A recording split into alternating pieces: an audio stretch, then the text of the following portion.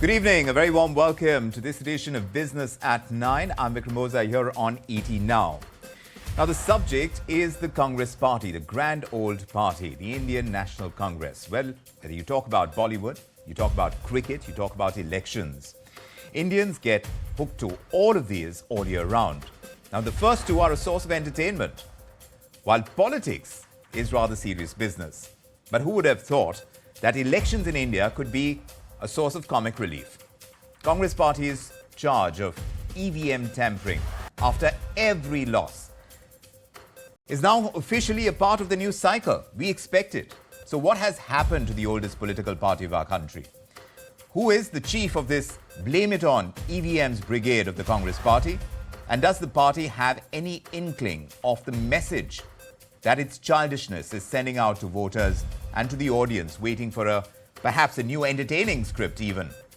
Well, Congress leaders, they've met the Election Commission today. They've registered a complaint with them, alleging that EVMs have been hacked. And the party says that hacking took place across 20 seats, for 7 of which they have submitted documentary evidence. Before we get into the whys and wherefores of the Congress's approach to losing an election, let's just listen in to what they've said after meeting the officials at the Election Commission. मुलाकात हुई, हमने उनको अवगत कराया कैसे 7 constituencies का पूरा हमने आंकड़े दिए, हमने दस्तावेज दिए और 13 और कॉन्स्टिट्यूएंसीज के दस्तावेज हम देने वाले हैं। इन सब में बैटरीज की शिकायतें हमारे प्रत्याशियों ने कल भी की थी और आज भी कर रहे हैं और उससे हमने जवाब मांगे चुनाव आयोग से कि जांच कीजिए और जवाब दीजिए। बात की वो करेंगे। शिकायतें मिली हैं हमारे को कि भाई बैटरी की कहीं 99% बैटरी थी, कहीं 70% थी। सबकी शिकायतें उम्मीदवारों ने दी हैं, वो सारी हम उनका करेंगे। आगे क्या करने वाले हैं, प्रजातंत्र है, जहां लोगों ने जो फैसला होगा वो स्वीकार करेंगे हम। लेकिन जो है कहाँ कुछ रही है तंत्र में, कहाँ कुछ हुआ, उसकी जरूर हम अंडर प्रोटेस्ट हम स्वीकार करेंगे।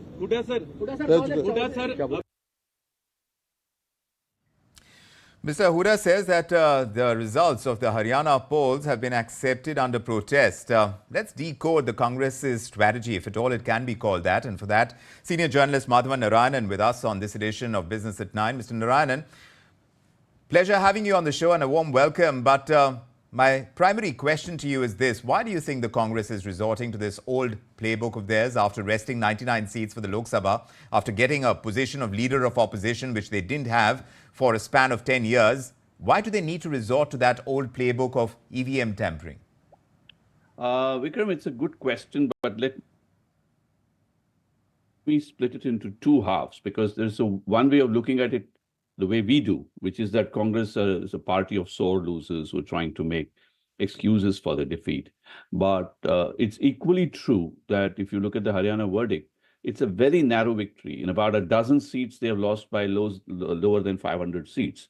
So there are issues related to recount, issues related to a lot of bad things that they did themselves, not having proper allies, not getting some candidates well, and letting the Dalit vote drift with internal party differences.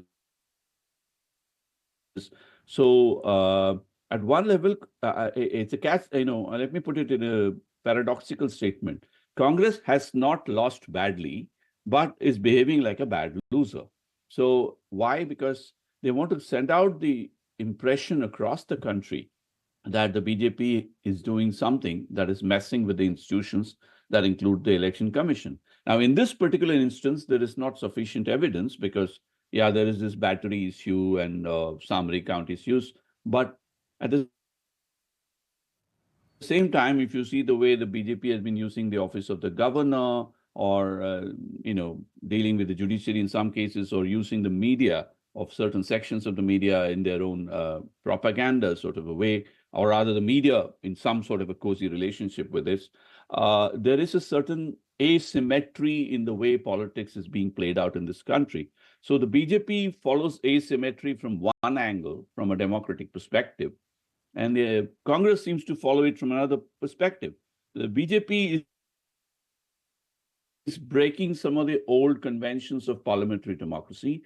Congress is repeatedly questioning if institutions are being abused. personally, as an Indian citizen, I don't like both parties doing this. But the fact is that politics has got dirty. But I do believe Congress, as you rightly said, after the 99 seats in parliament, after getting a leader of the opposition slot for Rahul Gandhi, especially after doing well in Uttar Pradesh, in alliance with the Samajwadi Party, Yes. and So did they get overconfident? doing well. Even if It's they a bit did of get a overconfident, overkill, or there is a charge that perhaps they got overconfident with the kind of numbers that they saw in other elections, and there was complacency, and these were some of the generic factors. But of course, like you mentioned, there were several factors related to on the ground in Haryana itself. But apart from that debate, by going for this approach to being a sore loser of sorts, at least that's the perception, is the Congress really shooting itself in the foot, bringing up this EVM issue every time they lose an election? Because where's the strategy in that? Doesn't it lose face, especially with its allies? They're going after the Congress in a big way. The PM has trolled the Congress in his victory speech as well. There are memes, there are jalebi jokes right now. Has the Congress set itself up for this rather, as far as responses are concerned to an election result, this is far from gracious?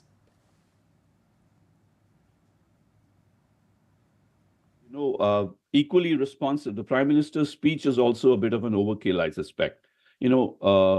It's too early to or too exaggerated to make very big claims. And the Congress had made very big claims in Haryana, and they were proved wrong. And the BJP is making what I believe is equally big, grist for the mill out of this, with social media and one-liners and memes and the Prime Minister's own speech.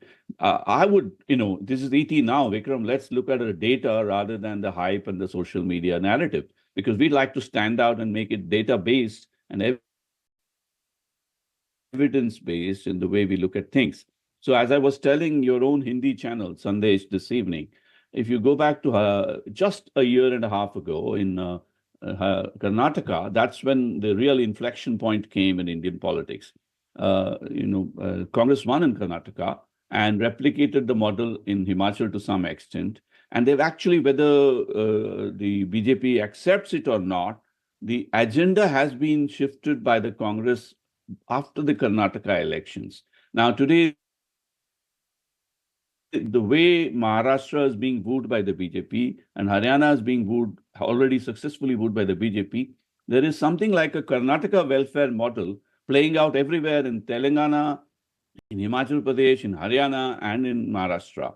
To that extent, from an agenda perspective, Congress has actually succeeded in shifting the agenda from some of the Hindutva-laden primacy that the BJP was comfortable with to a welfareist agenda. But and let me also point out that in Rajasthan and UP Lok Sabha elections, things were different. So I was drawing an analogy with the Indian cricket team. I said they lost the World Cup one-day tournament last year, but they did very well in the T20 this year and won it. So the BJP is a bit like the Indian cricket team, lost the World Cup at one level, won a World Cup at another level. So it's become, relatively speaking, a seesaw battle, especially when you consider that we have now the Prime Minister heading the NDA and not the BJP. Yes.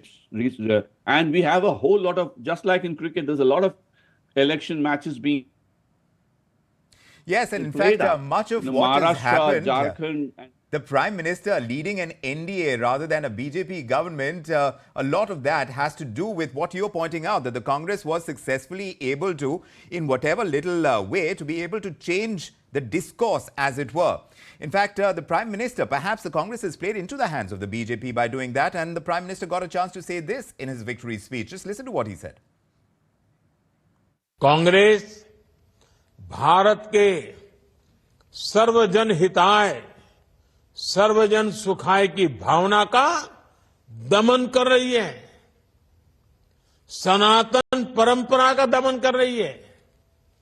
जिस कांग्रेस ने इतने वर्षों तक देश पर राज किया, वो सत्ता में वापसी के लिए इतनी बेचैन है कि हर रोज नफरत की राजनीति कर रही है। महाराष्ट्र के लोगों को देश के विकास को सर्वोपरि रखते हुए एकजुट होकर बीजेपी महायुति के लिए वोट करना है। There we heard what the Prime Minister said, and from what we understand, the outreach as far as the Maharashtra elections are concerned. Now, this is going to change the dynamics of the entire election that would play out in a state like Maharashtra. It's going to be an important piece because we talk about local issues, but there are certain issues that are national in nature that would actually play in state elections like in Maharashtra.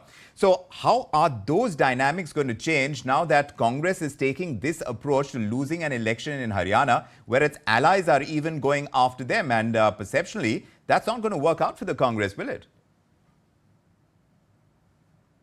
Yeah, it's a very good question, very good point you're making, Vikram, but I'm going to look at it from a game theory perspective.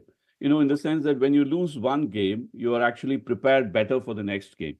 That's what happened with the, after BJP lost Karnataka, they were better prepared for the Madhya Pradesh and Rajasthan elections last year, which they won against odds. So, but Karnataka, in Haryana, Congress has done exactly the same thing, being complacent, overconfident, and then losing. So when we take the whole game to Maharashtra, the questions to ask is, how different is Congress strategy likely to be in Maharashtra? And what will it mean in terms of ground level politics? What has not changed, where you're right, is that this whole high command culture of Congress is still there, which basically means being very vague in some respects and not really putting feet on the ground and organizing it from the top, you know. Yes. So they have left it all to Huda in Haryana and gambled on him, sort of. Yes. But in Maharashtra, for instance, I would expect Congress to be more sensitive to the allies. In Haryana, they went alone, lost. In Kashmir, they went with the National Conference, won. So the signal, the writing... Well, Haryana, even the Aam Aadmi Party, which was seeking a partnership, that didn't come through either. Yeah, exactly. In fact, what I have been saying repeatedly throughout yesterday in your channel and your other channels as part of your network, Times Network, is the margin of victory in several constituencies in Haryana is so low that you can actually say that Aam Aadmi Party may have done badly as in terms of seats, but has played a role in a nuisance value that made Congress lose some seats. So, let me invoke the Ramayana. It's said that Lord Rama, when he wanted to build a bridge to Sri Lanka in order to rescue Sita, even the smallest of animals played a role in building the bridge. Yes. So the Congress might like to take a Ramayana leaf out of the BJP and consider the idea that the smallest of allies can have a defeat value, if not. So the Congress has been a bit arrogant. I mean, let me use that word. Yes. I agree with the Prime Minister there, which is that Congress likes, it's not even complacence. Correct. It is the belief that the ground reality has not changed. And that's where the BJP is getting an edge on the Congress, to be fleet-footed, to turn what is a threat into an opportunity, is something that the BJP is doing with the kind of reversals that they had in terms of its targets that were set for the Lok Sabha, what they haven't been able to achieve. Now, they've changed the discourse as well and come in where it has hurt the opposition the most. Now, how the Congress and its allies respond to this new challenge rather than go to the Election Commission crying about EVM tampering. Now, that's going to be an important piece to watch. It's going to determine the outcome of elections in Maharashtra and Delhi for sure.